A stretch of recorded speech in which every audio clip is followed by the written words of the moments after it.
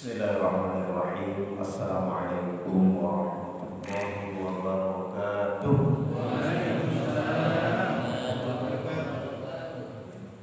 Bismillah, alhamdulillah, alhamdulillahilladzi an'amana bi ni'matil iman wal islam. Asyhadu an la ilaha illallahul malikul haqqul mubin wa asyhadu anna sayyidana Muhammadan abduhu wa rasuluhu la nabiyya wa la rasula ba'da. Allahumma aftah bainana wa baina qaumina bil haqqi wa anta khairul fatihin. Ayyuhal hadirun wal hadirat wal jamaah rahimakumullah, usikum wa nafsi bi taqwallah wa ta'atihi la'allakum tuflihun. Tsumma qala Allah ta'ala fil Qur'anil Karim, a'udzu billahi minasyaitonir rajim.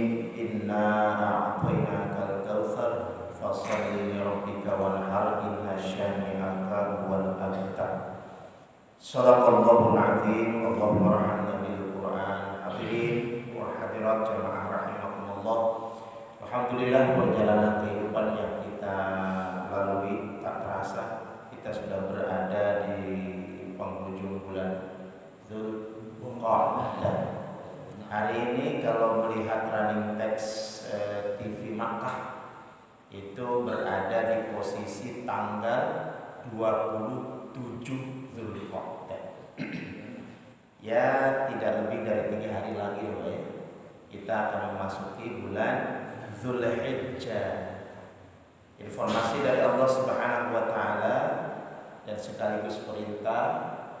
Maka ketika kita merasakan nikmat kita telah dirasakan pemberian dari Allah Subhanahu wa taala, maka kata Allah Subhanahu wa taala dalam surat Al-Kautsar, fasholli li rabbik wanhar. Maka salatlah kalian semua kepada Rabb kalian dengan mengharap ridho dan karunia nikmat dari Allah kembali, dan kemudian jangan lupa berkurbanlah. Pada suatu penjelasan di dalam beberapa hadis bahwa fasholli bermakna salat Idul Adha bertepatan dengan tanggal 10 Dzulhijjah, dan wanhar bermakna melaksanakan penyembelihan hewan kurban. Maka silakan bagi bapak-bapak yang sudah berazan, pada saatnya nanti kita berada dalam berkemampuan mulai tanggal 1 wajib. Tanggal 1 kita berniat untuk menyembelih hewan kurban atau berkurban. Maka kata baginda Rasulullah SAW, kita dilarang untuk memotong kuku dan rambut. Berarti kalau hari ini hari Sabtu, ya, Sabtu tanggal 27, 28 Ahad, 29 Senin, ya hari Senin atau Selasa, ya, nanti sidang isbat kalau di kita. Tapi kalau kita melihat merujuk pada ketetapan penentuan tanggal 1 Dzulhijjah adalah di kota Mekah. Kenapa demikian? Yang akan menyelenggarakan wukuf di padang Arafah itu adalah di tanah suci. Jadi bergetar mendengar wukuf di padang Arafah, karena katanya negeri kita tidak memberangkatkan lagi tahun ini. Ya, ini gimana Pak RW? Caranya supaya kita bisa berangkat ke sana. Tapi alhamdulillah saudara-saudara kita dari Aceh katanya bisa berangkat ya, karena di sana sudah mereka sudah punya tempat sana ya, karena ada satu wakaf ya, yang diberikan dan diakui oleh pemerintah Makkah Arab Saudi sana, sehingga orang-orang Aceh berapa orang ya diberangkatkan, 2000 atau berapa. Baik, mengenang itu semua, maka kemudian bulan Dzulhijjah adalah keutamaan bagi orang-orang beriman. Bagi kita banyak sekali ya. Di bulan Dzulhijjah kita ditetapkan oleh Allah Subhanahu wa taala dengan ketetapan yang luar biasa, bahwa Islam menjadi satu puncak kenikmatan dari Allah, sebagaimana Allah sampaikan di dalam Al-Qur'an Karim surat Al-Maidah ayat kedua. Baginda Rasul menerima ayat ini pada saat wukuf di padang Arafah, pada saat haji wada tahun kedua Hijriah. Maka kata Allah Subhanahu wa taala, al-yauma akmaltu lakum dinakum wa atmamtu 'alaikum ni'mati wa raditu lakumul Islam dinan. Allah telah mencukupkan pada hari itu ya kenikmatan dari Allah dengan kenikmatan yang sempurna. Ya, dan Allah ridhoi din al-Islam adalah agama untuk manusia. Maka di dalam Islam luar biasa ya, kesempurnaan kenikmatan, kesempurnaan ibadah yang Allah terima. Ya, orang-orang yang dimuliakan oleh Allah adalah orang-orang yang beragama Islam. Itu kata Allah, ya Pak ya. Nah, karena itu kemuliaan kaum muslimin, kemuliaan Islam menjadi satu-satunya kenikmatan yang terbesar dari Allah pada saat dimana Rasulullah SAW menunaikan ibadah haji wada, ya Rasulullah menerima ayat ini. Bahkan kata orang-orang Yahudi, kata tokoh Yahudi kepada Umar bin Khattab, wahai Umar, andaikan ayat ini diturunkan kepada kaumku, maka kaumku akan diperintahkan untuk merayakan hari ini adalah hari besar kaum Yahudi. Luar biasa, ya, karena keagungan dari ketentuan dan ketetapan Allah melalui Islam. Nah, kita pun begitu. Luar biasa kata Allah Subhanahu wa taala di dalam surat At-Taubah ayat ke-36 bahwa di dalam 1 tahun ada 12 bulan. 4 diantaranya adalah diharamkan oleh Allah. Ya. Arba'atun hurum. 4 bulan yang Allah muliakan, yang Allah sucikan. Maka kata Allah di lanjutan ayat tadi, Allah menetapkan dilarang, ya, orang-orang atau kita sebagai kaum muslimin khususnya dilarang untuk menzolimi diri sendiri. Ya, maka di bulan 4 bulan yang disebut oleh Allah, bulan Dzulqa'dah, bulan Dzulhijjah, Muharram dan Rajab, dilarang oleh Allah untuk menzolimi diri sendiri. Artinya apa? Jangan zalim terhadap diri dengan mengingkari ayat-ayat Allah, dengan mengingkari al-Islam. Karena Islam adalah aturan yang telah Allah tetapkan untuk kehidupan umat manusia sampai dengan akhir zaman. Alhamdulillah. Baik, sekali lagi kita niatkan bagi bapak-bapak, ibu-ibu yang mau berkurban, ya, dari sekarang supaya kemudian kita bisa menunaikan keutamaan yang telah Allah, yang baginda Rasul tetapkan, yaitu pada tanggal 1 Dzulhijjah sampai dengan tanggal di mana penyembelihan hewan kurban diselenggarakan atau ditunaikan. Kita dilarang untuk memotong kuku dan memotong rambut. Baik, kita lanjutkan pembahasan kita, yaitu kajian tafsir Al-Munir. Kita masih membahas surat An-Nazi'at. Surat An-Nazi'at kita sudah kemarin sekilas mukadimah dari surat An-Nazi'at. Al-Fatihah bacakan terlebih dahulu ayatnya, nanti insyaallah kita akan sama-sama urai kaji, ya, dari isi kandungan yang termaktub di dalam surat An-Nazi'at tersebut. Baik. A'udzu billahi minasy syaithanir rajim. Bismillahirrahmanirrahim. Wan-nazi'ati gharqa wan-nashitati nashta was-sabihati sabha fas-sabiqati sabqa fal-mudabbirati amra yawma tarjufu ar-rajifah tatba'uha ar-radifah qulubun yawma'idhin wajifah absaruha khashi'ah yaquluna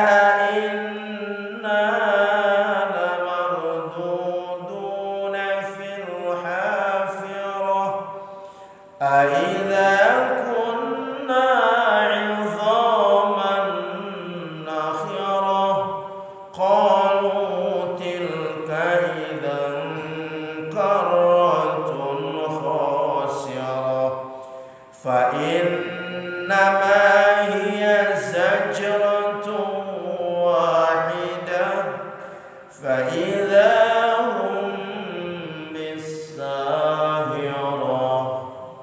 Sadaqallahul Azim.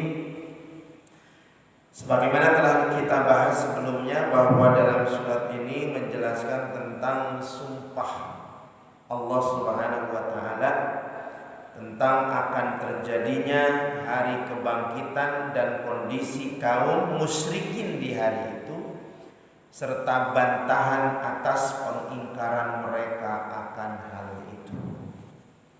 Jadi ketetapan Allah nanti di yaumil jaza, yaumil akhir, Allah akan bangkitkan orang-orang musyrik dalam kondisinya, sehingga kemudian kita akan menjadi paham mau berada di dalam posisi yang mana hidup kita di dunia, sementara Allah masih sayang kepada kita melalui ayat-ayatnya telah menginformasikan kondisi nanti ya kelak di akhirat. Baik, kemudian terjemahan dari ayat ini, demi malaikat yang mencabut nyawa dengan keras, demi malaikat yang mencabut nyawa dengan lemah lembut, demi malaikat yang turun dari langit dengan cepat, dan malaikat mendahului orang-orang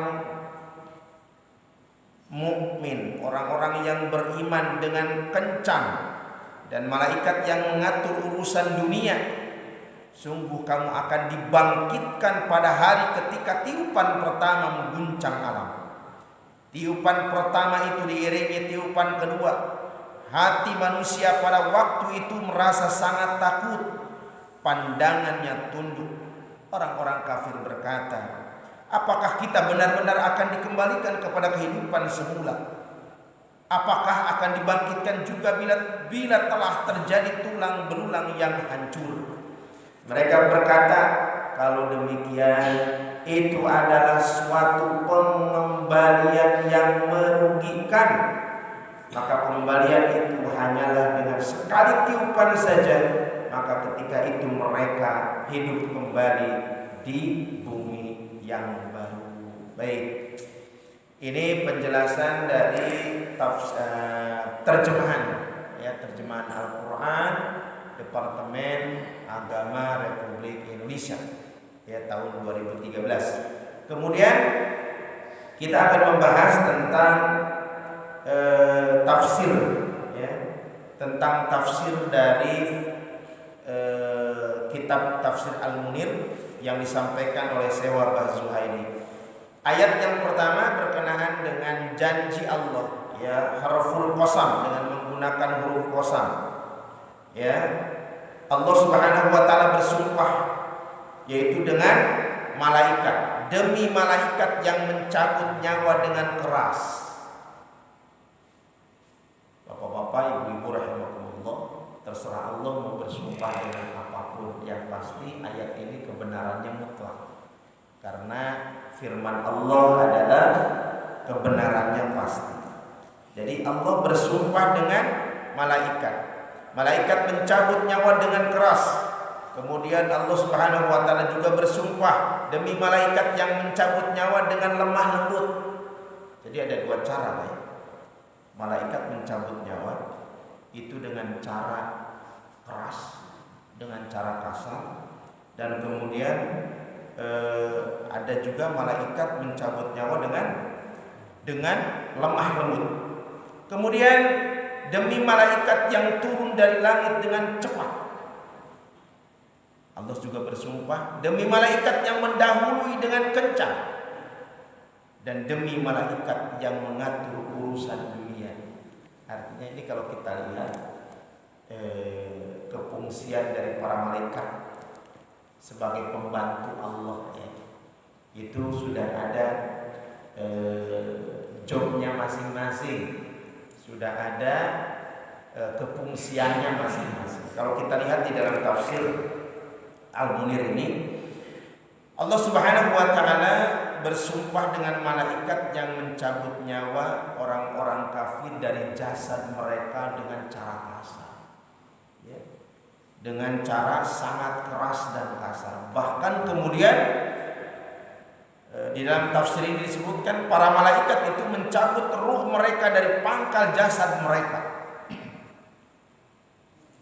Jadi pokoknya Allah Subhanahu wa taala menyampaikan bahwa malaikat ada yang bertugas mencabut nyawa, dikhususkan bagi orang-orang kafir, ya, bagi orang-orang yang saat hidupnya mengingkari aturan-aturan Allah, ya, tidak mengakui, bahkan kemudian melawan, bahkan menghina, bahkan melecehkan, ya, apa yang telah Allah tetapkan. Maka para malaikat udah geram saja terhadap orang-orang ini, dan disebutkan dalam tafsir ini mereka dicabut nyawa oleh malaikatnya Allah Subhanahu wa taala dengan cara kasar, bahkan kemudian nyawanya dicabut dari pangkal jasad mereka. Berarti ini menunjukkan tentang suatu kondisi di mana ketika dengan cara begitu mencabut nyawanya, ya, tidak begitu saja baginda Rasulullah SAW ketika akan dicabut nyawa, ya, malaikat Ijrail datang dengan rasa ketakutan, ya,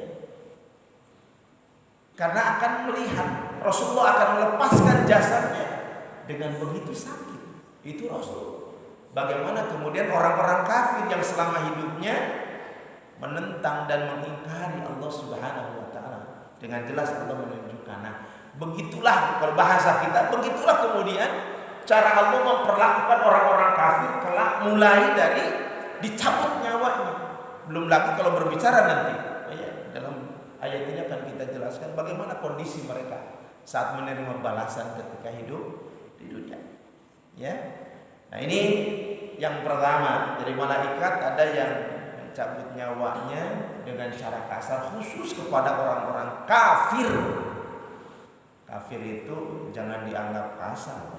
Itu sekali lagi kafir itu orang yang menutup hatinya, kan gitu, Pak. Jadi orang yang menutup hatinya dari kebenaran yang telah Allah turunkan. Dia enggan gitu, Pak, ya. Dia enggan untuk mengakui, dia enggan untuk melakukan apa-apa yang telah Allah perintahkan atasnya dan mengingkari apa yang telah Allah larang. Mereka enggan. Maka kemudian diistilahkan oleh Allah dengan bahasa yang sangat halus, orang yang menutup hatinya.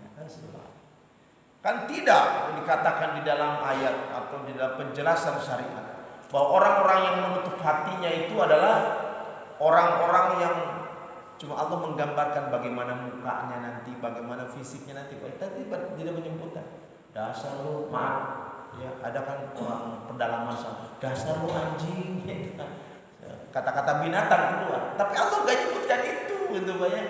Orang yang menutup hatinya. Jadi lebih baik begitu, Pak, daripada kemudian diterjemahkan ke dalam bahasa Indonesia. Ya. Jadi kalau diterjemahkan ke dalam bahasa Indonesia yang mereka inginkan itu non-muslim, orang yang tidak selamat kasar, ya. Pak ya, mending orang yang menutup hatinya atau orang yang celaka gitu. Walaupun memang mereka kemudian ditunjukkan oleh Allah orang-orang yang nantinya akan menerima balasan dari Allah dengan celaka di akhir. Baik, itu kemudian yang pertama, Allah bersumpah dengan malaikat yang mencabut nyawa dengan cara kasar. Yang kedua kemudian Allah pun bersumpah dengan malaikat. Yang pertama wan naziati gharqa, kemudian yang kedua wan nasyitati nashta. Jadi Allah bersumpah dengan malaikat, ya, yang mencabut nyawa dengan lemah lembut. Ya, Pak, ya. Siapa yang malaikat cabut nyawanya dengan lemah lembut? Rasulullah yang pasti. Walaupun kemudian kalau kita melihat satu bagaimana tarikh runutan kisah saat-saat Rasulullah SAW, ya, melepaskan nyawa dari jasadnya, luar biasa. Dan tetap Rasulullah merasakan sakit. Dan digambarkan bagaimana kemudian dialognya malaikat, ya, Israel dengan Rasulullah SAW. Nah, malaikat itu mencabut ruh mereka, ya, dikeluarkan dengan cara lemah lembut. Siapa yang dicabut nyawa dengan lemah lembut? Orang-orang yang beriman. Jadi orang-orang mukmin itu dikeluarkan ruh dari jasadnya oleh para malaikat dengan cepat, lembut dan mudah.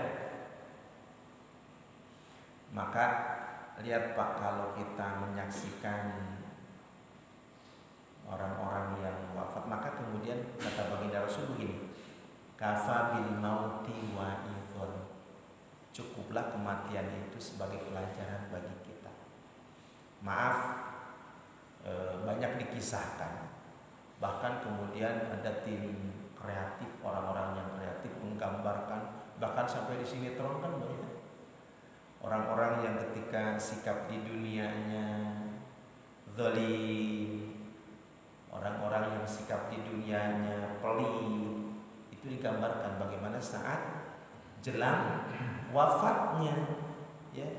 Ada yang saat berzikir tiba-tiba wafat, ada yang sedang sujud tiba-tiba wafat, ada yang 2 hari 2 malam